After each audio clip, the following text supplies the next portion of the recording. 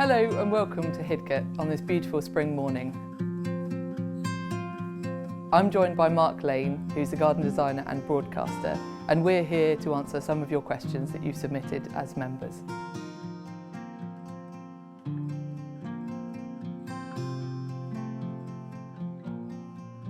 Welcome, Mark. Thank you very much, Lottie. Shall we start with the first question? Let's go for it. So it's about box hedges. So Right. After getting attacked by moth, caterpillars, box blight, what plant can box hedging be replaced with that has similar characteristics? So evergreens, small leafed, anything you can suggest? Well, we've experienced both here, Yep. blight and the caterpillar as well. We're just in the throes of trying to keep the caterpillar at bay, but in the process over the last few years we've actually changed some of the box to euonymus, so Euonymus japonicus microphyllus, Yep. which has worked in many areas of the garden. So we've got it in the white garden and the maple garden and the fuchsia garden.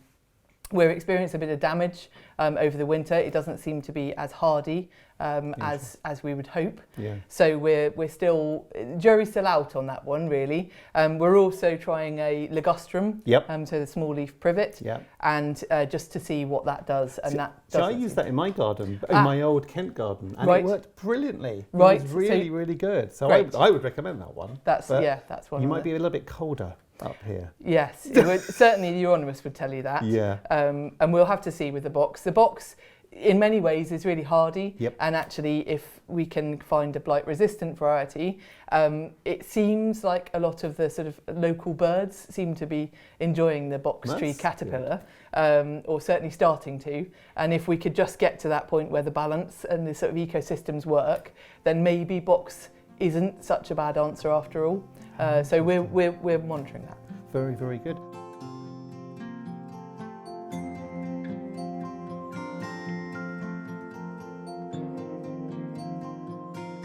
Here in early spring, obviously, daffodils are out, crocuses are coming out. So the members are obviously sending in questions about looking after bulbs. Yes. They ask, how can I give my bulbs the biggest chance of blooming next year? And there's also a particular question about sort of a blind daffodil. What do we do about that?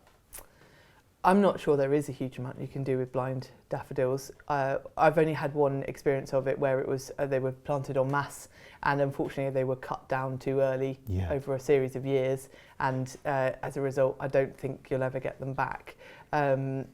Essentially it's to do with the leaves not getting that energy and not taking it back down into the bulb, so you kind of need to give them as long as you can. You know, they say about with daffodils not cutting them down for 6 weeks, but you know that's the absolute minimum. I would give them as long as you can, ideally once until the leaves have really gone dry and crisp. Exactly. That's it. That's what they were intended to do, and I think that gives every bit of energy back into the bulb, and then that's more likely to then produce the flowers the following year. I've heard sort of potential ideas of lifting the bulbs and sort of spacing them out a bit, but you know, essentially they naturalise, and so I'm not sure how much of that would work. And also often with daffodils you're talking about large areas, and I don't know whether anyone would thank me for saying that they've got to lift every single bulb and that'd be a job, wouldn't it? Redisperse. So I would say a lot of it is about the care once you've planted them and making sure that they get every ounce of the energy that they can back into the bulb. Yeah, absolutely. And so I know sometimes it's about to do with the depth as well, isn't it? Because a lot of time people they forget about planting them sort of 3 times, if not more, than the height of the bulb. That's it. Yeah, definitely. And I think also this idea that the bulbs, they do try and make their way further up, don't they? They'll sort of grow towards the. So I suppose that's another option, is that actually if you have a sort of small select number that you feel you can, is to lift them and put them deeper and see if that would give it a chance as well. Exactly. So, but yeah, definitely the depth. You really want to make sure that they've got a good depth, and like you say, three times the bulb depth. Yeah. And when we were walking around the gardens earlier, I noticed that you got all these lovely little cloches, and that's where the dahlias are, isn't it? Because you leave yours in. Which I thought, for this sort of where you are in the country, that's brave. Yeah, well, brave or foolhardy, I'm not sure which, but no, we do a bit of both, to be honest. In areas like the red borders, we lift them, but that's more to do with the way we manage that border. And then in the old garden, we tend to leave them. It tends to give them a stronger sort of earlier start. Yeah. And they've already established themselves, and they can really get going. And we use the cloches, they're sort of bamboo cloches with a kind of wood wool inside, and that just keeps the protection, it sort of keeps the frost off them. Yeah. And has worked really well. And actually, they're really nice. They're a bit of structure to the garden, yeah. particularly the old garden when it sort of goes to almost nothing over the winter. So those sort of shapes of those cloches are really lovely. Yeah. But yeah, that's what we tend to do with those.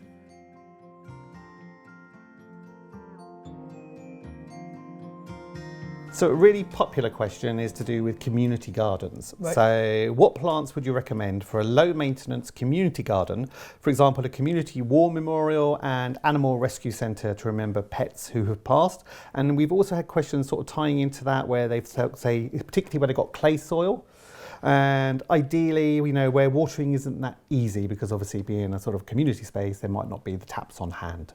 Yeah, so all the fun of clay soils and I've been very lucky in my career not to actually work that many clay soils. I've been either sandy or sort of decent loam, so my experience is limited as far as that's concerned, but certainly the ideas that come to mind is things like the tamarisk. Yep. It sort of depends whether I would go more trees and shrubs than anything else. Yep.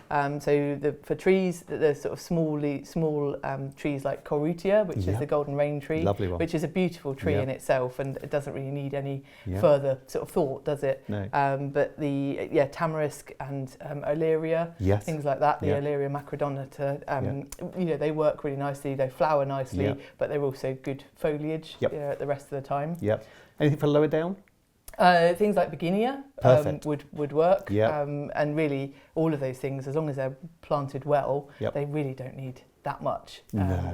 Even the sort of the dead leaves at the end, yes, you can spend time pulling them off, but actually they work very well just by themselves, don't they? And it'll give you sort of months of interest, won't it? That's the thing. Ideal. Yeah, just seeing those things through, and right from the start of the year and through, and then really also I think something that is sort of gone out of fashion and we need to think more about is the evergreens. Yes. So things like the junipers and stuff like that. Actually, they really hold themselves, don't they? And they've got some structure to them. They do. That you can then plant around. Yeah, and of course all of that would be great for wildlife as well. Yeah, definitely. Yeah. If you've got that seasonal interest, it's generally quite good for wildlife as well. Perfect.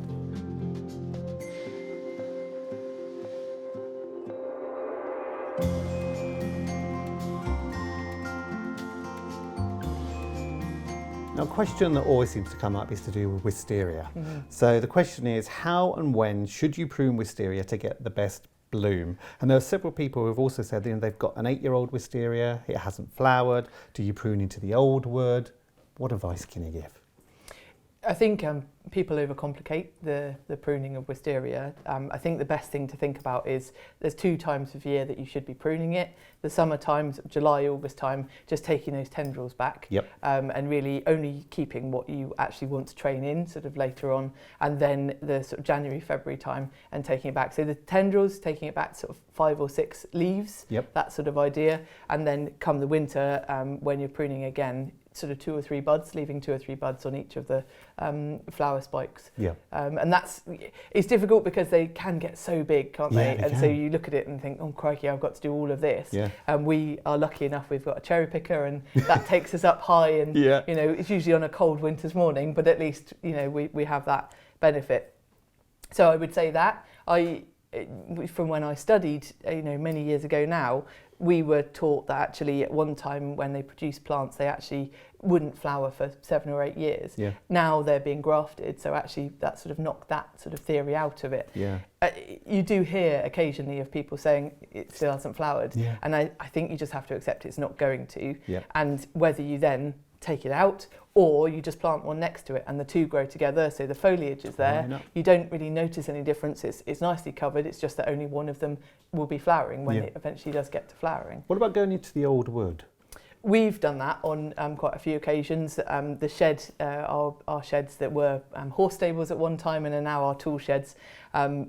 We think that actually the whole wisteria is holding the whole shed up. It's really mature. It must have been planted by Johnston, so it's over 100 years old. And we've had to cut into the wood to actually maintain the shed as well, so sort of the two in balance. And that's fine. I think the thing to do is not to feed it once it has been pruned hard, because that will throw out a lot of sort of young new shoots. And just to give it that time really, and then just be prepared to train anything that comes out. But they cope all right with it. They're fine. I've heard of all sorts of stories of sort of battering the trunks to try and get them to flower. So I think they'll cope with a lot, but certainly a bit. And they're really hardy, aren't they? I mean, I know people also where they've almost cut them right down to ground and they've come on. And they've come on. Yeah. Yeah. So I think I always say to people also, the whole idea is to end with a nice sort of skeletal framework, isn't it? Yes. With sort of nice, so you can see air spaces throughout. That's it, yeah. And they do say actually just getting, even with the tendrils in the summertime, it just gives a bit more airflow. The more you take away at that stage, just keeps that airflow going and a sort of healthier plant as a result. Yeah.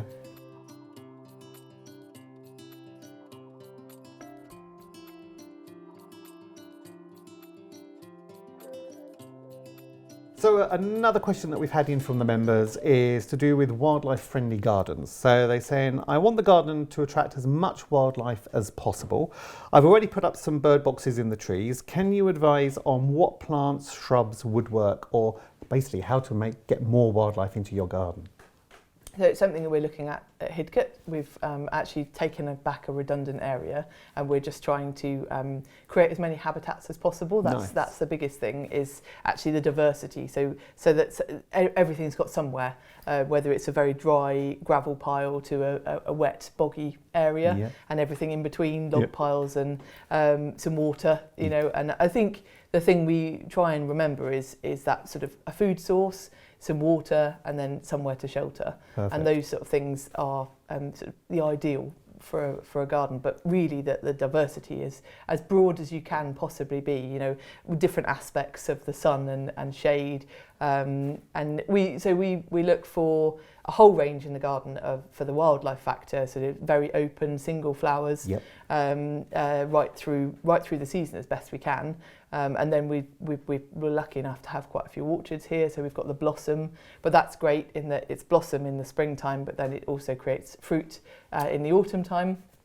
And even that, just dropping that fruit dropping to the ground is brilliant sources of food for migrating birds. Absolutely. And that sort of thing in the autumn. I mean, I always say to people as well that if they've got, in their own garden space, just plant anything, because as soon as you plant anything, in more than likelihood, you're going to be attracting some form of wildlife into your garden. Yeah. There'll always be something that wants to use it. Yeah.